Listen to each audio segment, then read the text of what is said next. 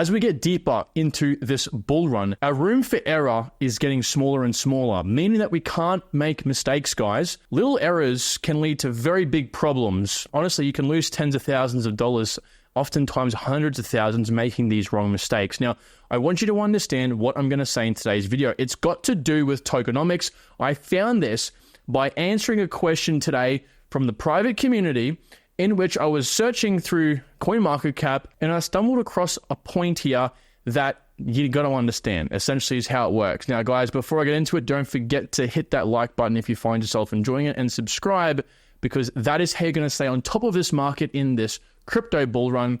Now, what I'm talking about here, I've actually covered before. And again, I get a lot of mixed feedback on these sort of videos because I think people are so indoctrinated into what's being proposed by other people in the space, whether it's friends, family, or otherwise, that it's honestly hard to grasp. But I'm going to try to break it down today with a really clear example. Okay, and this example is going to come from a project we all likely know called Polygon Matic. Now, we know Polygon as a layer 2 on Ethereum, but that's besides the point. What likely you know Polygon to be is a great project for FDV and a great project when it comes to tokenomics. All of the tokens for Matic are out. As you can see here, 100% unlocked. There is no more tokens to come out. And yet searching today on CoinMarketCap, I was a little bit startled when I came across the top 15 and went, where's Polygon? Polygon isn't here. And I kept scrolling and scrolling until I found Pol, X Matic. Now, it jogged my memory.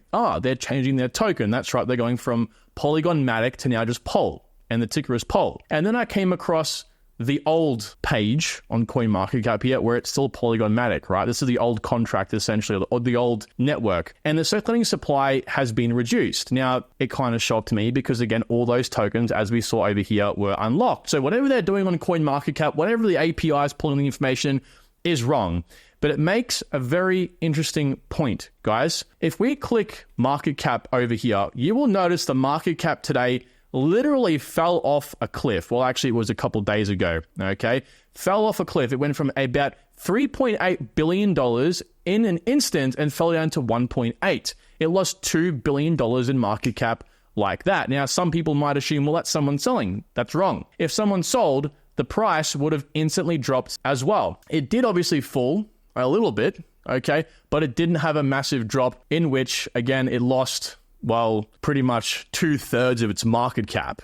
Okay, it would have literally dropped the price of the coin by half. So that's not what happened. But this isn't really the point I'm trying to make overall. This is to just have in the back of your mind while I make the more important point here. And that is two things. Number one is that when you're looking at a project to invest in, how many of us look at a coin's vesting schedule? Let's take PYTH Network over here.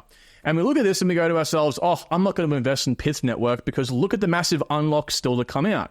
Take the unlock over here. It over doubled its supply instantly. Well, the problem with this is, just like we saw with Polygon Matic, where the price didn't fall down 50% when all those tokens were evaporated, is that it doesn't quite work like this. To cut a long story short, essentially, when CoinMarketCap and these other projects look to find what the market cap is, what they do is they have the markets, all these different places you can trade the asset, Binance, Coinbase, OKX, and so on.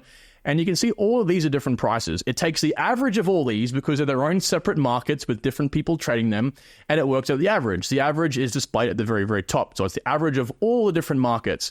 Now, what it does is it takes the market average last traded price, for this it's 37 cents, 37.67 cents, right? And then it multiplies it by the supply. Now, what happens when you just pull out a whole bunch of the supply at once, like what happened with Polygon Matic? Well, what happens is the algorithm says, the supply has changed. Now it's the price has stayed the same, and we're going to multiply it by the circulating supply. Now that's interesting because usually you would assume if you reduce the amount of supply circulating, the price should go up, right? Less supply out there. There might be more supply coming, but less supply existing currently, the price should go up, right? Because we're now making the coin more rare. This is a fatal error I've been trying to tell people, and this is a perfect example of it in reverse, okay? Because when new tokens come out into supply, like I showed you with the PYTH network over here, it's not so much that they're instantly going to be sold on the market. What happens is they're either, in this case, put in, or in the case of Polygon Matic,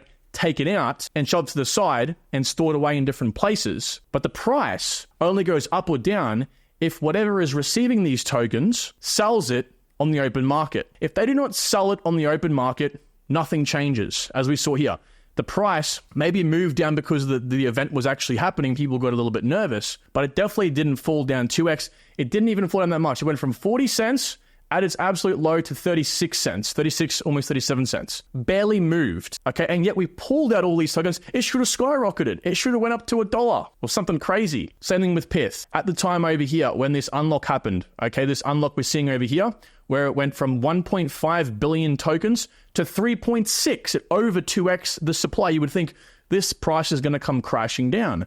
Well, actually, on the day, the market cap went up. Of course, because you have more tokens, and the algorithm goes, well, there's more tokens out there. So the last traded price is the same.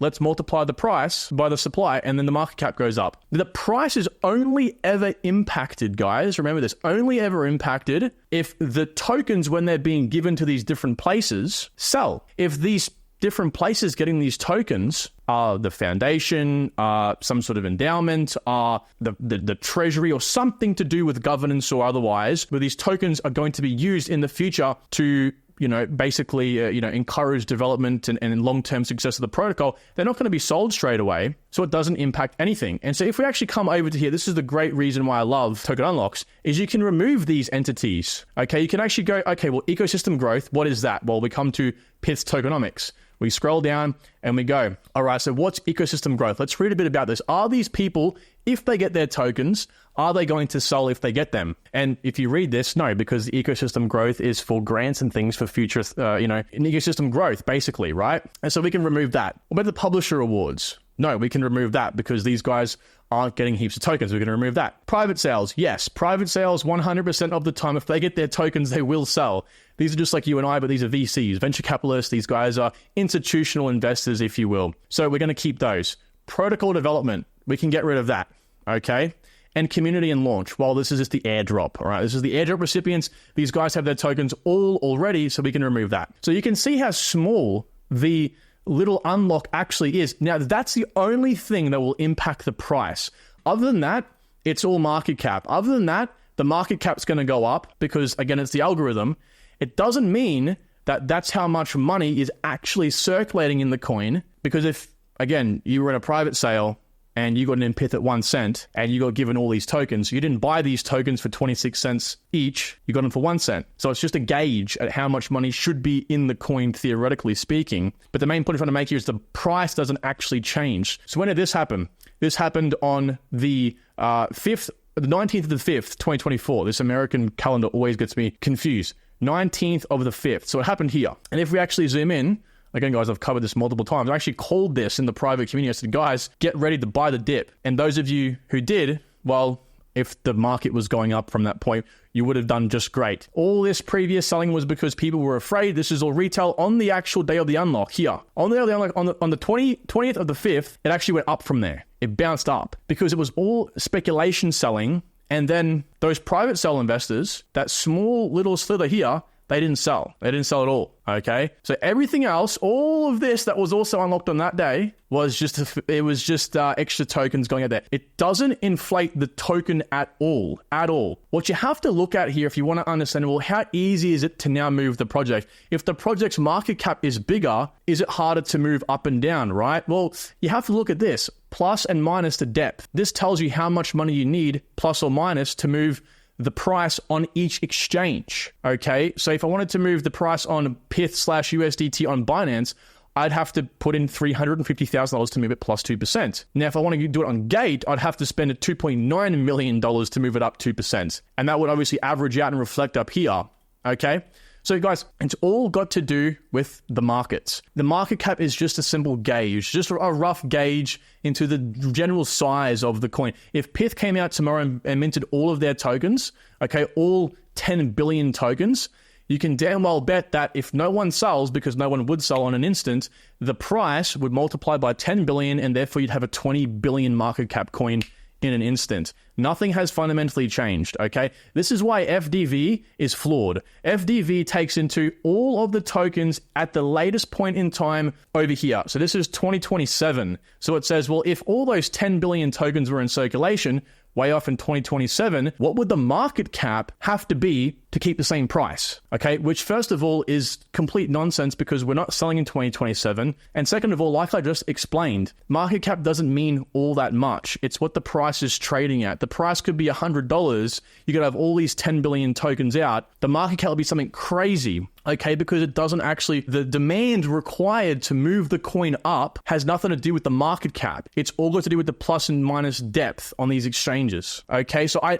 know it can be a little bit confusing, and it definitely is. And I hope that maybe you look into this a little bit further. But one thing I do have to give credit to FDV for, so many other influencers, and again, I love these guys, by the way, but they're pushing FDV so much down people's throats that I'm seeing community member after community member now actually using this as part of their investment thesis. I see time and time again, people will go, oh, PYTH network, 1 billion market cap. Oh, that's almost a 3x dilution for the FDV. It doesn't matter. Like, you're selling in latest December 2025. These tokens won't all be out. Not even anywhere near that. And if they are all out, matter of fact, way off over here, okay, you've got most of those. Let me just remove them. You've got most of these not even being sold. You really only have, besides the community, I probably should maybe leave this in to be cynical here, you pretty much only have, what's this, 15% of the whole entire supply at that point in time, the fully diluted supply, available to really be traded. So it's a little bit difficult to, again, understand because we're indoctrinated to believe that it really does matter and it does make sense. And like what I'm trying to make here, the point being that while FDV doesn't mean anything at all, for us, we do have to start taking it a little bit into consideration here because other people might not invest into a coin because of the FDV. Likewise with the market cap that I just explained to you. While the market cap doesn't mean anything, if someone sees PYTH go to 30 billion market cap, to them, even though there's not actually $30 billion in the coin, there doesn't actually need to be an extra $30 billion invested on top of that to 2x it. They think that to themselves, and therefore they might be skeptical and not invest or sell because that's the perception, that's what they think. And that's why you have to kind of conform to some of these ideologies, if you will, and they are ideologies in my personal opinion, because it's markets. If a group of people believe something, if 99% of people in a market believe something will happen, they will push it into fruition. That 1% might actually be correct, they might be wrong, but it doesn't matter because they believe it. So guys, that's going to do today's video. I hope you have, sort of found something useful from this. And I guess to find something useful from it, it's to understand it and it's to be able to read these token unlock schedules. Go to somewhere like cryptorank.io, type the coin in top right corner like Celestia, and have a look at what these guys actually got in at. If these guys barely got in at, let's just say, somewhat near the price in which it's likely to be at the time of the unlock, you don't really have that much to worry about. Otherwise, if it's like Celestia, these guys are up like a 400x. And this coin is new. So that means that if any of these tokens unlock, they will have them all for this bull run. In that case, you can expect an actual dump on the day of this unlock, like Optimism sort of had a few days or a week after the unlock. But anything that happens beforehand, in lead up to the unlock, because it looks scary, is usually always, well, it is always because of retail. And sometimes these VCs have bought on the open market and they will forcefully pull it down. People will dump on the day, like with PYTH, and these guys actually get back in again because they're obviously invested in the coin anyway at the get-go, so they want to obviously get more to their position, okay? So let's win this bull run. Let's think of things logically here, and let's get on top of it all. So I hope that's made sense, guys. Talk to you all soon. Take good care. Bye-bye.